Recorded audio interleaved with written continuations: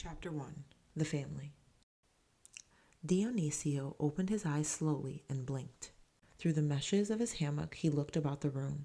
The other hammocks, mothers and fathers and great-grandmothers, were already tied up to the rafters for the day. Only his sister's small hammock of pink and white thread, though empty, swung beside his own. Again he had overslept. Always at night he made such fine resolutions. Tomorrow, he would tell himself, I will get up at dawn and help father. I will bring in the firewood and water the goats before school. And always in the morning, his fine resolves forgotten, he lay, clinging to sleep in his dream. He slept so soundly it was hard at times to wake up. Through the open door the sun came in, quick and yellow, and with the sun the early daytime noises of the bush, the shrill clamor of the chachulacas, the soft cooing of doves, the liquid honey-sweet notes of the peach. The sound stirred Dionisio's consciousness like soft lapping water. From the kitchen just outside came the sounds of mother's and great-grandmother's voices and Concha's happy laughter. Except for the kitchen, which was a separate room outside, the room in which the boy lay was the whole house. The sides were made of young trees cut from the bush, placed upright and fastened with vines. The floor was the earth.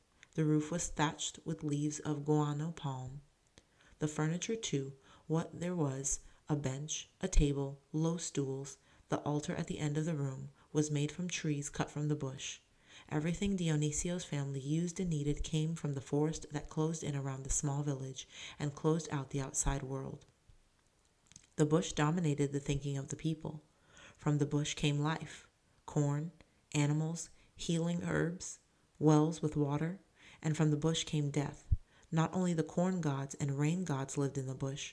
Evil winds, carrying sickness and bad fortune, lived there too, and witches and giants and all manner of supernatural beings that great-grandmother sometimes talked of around their fire at night. Buried in the bush were the ancient stone cities. Far away on the bush the people first heard the rain at the end of the dry season, long before rain reached the village. Louder and louder screamed the noisy chachalacas.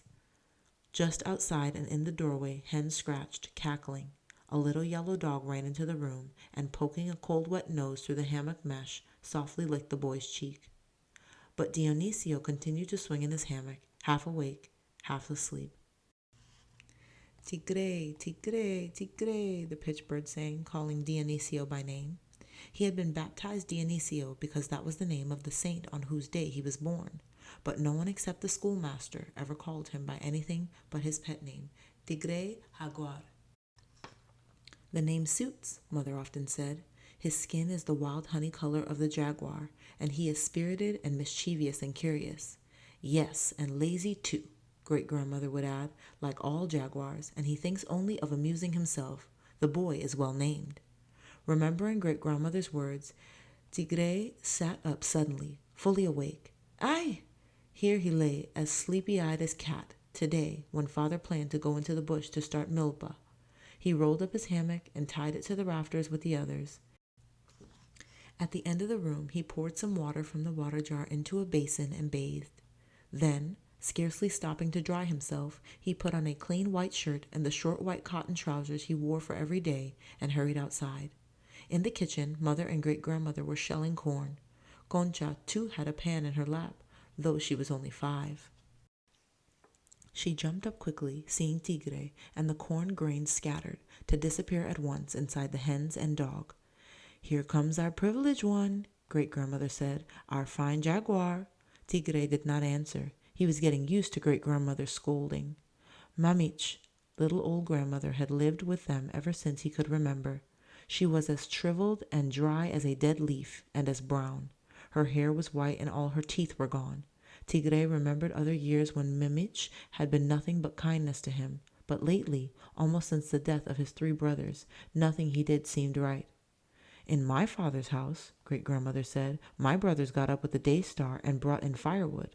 Boys learned early that they must work if they wished to eat. Mother put down her pan and got up to give Tigre his breakfast, atole and some of yesterday's tortillas toasted on the iron griddle, placed on 3 stones over the open fire on the floor. Let be, Mamich, Mother said gently. He is only a child. He will be a man with man's work and man's worry soon enough. He is 12, Great-grandmother said. Nearly a man. What kind of man will he be, doing only what he pleases? Tigre ate hungrily, stuffing down tortillas, gulping the hot atole.